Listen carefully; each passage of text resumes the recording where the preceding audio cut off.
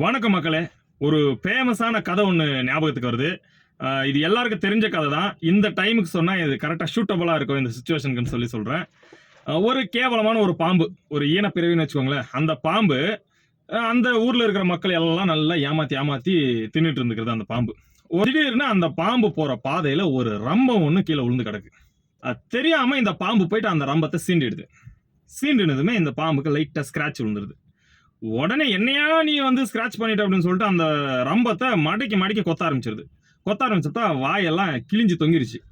வாயெல்லாம் கிழிஞ்சு தொங்குதுமே ரத்த கலரோட ஏன் வாயா நீ கிழிச்சிட்ட அப்படின்னு சொல்லிட்டு என்ன பண்ணுதுன்னா அந்த ரம்பத்தை சுத்தி இறுக்கி அந்த ரம்பத்தை வந்துட்டு உடைக்க பாக்குது.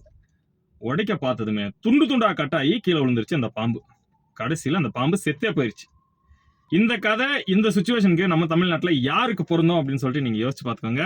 நம்ம ஜீரோ கட்சிக்காரங்க விஜய் அவர்களை எதிர்க்கிறேன்னு சொல்லிட்டு அவரை ஆரம்பத்துல இருந்து அடிச்சு 8% ஜீரோல கொண்டு வந்து விட்டுட்டானுங்க.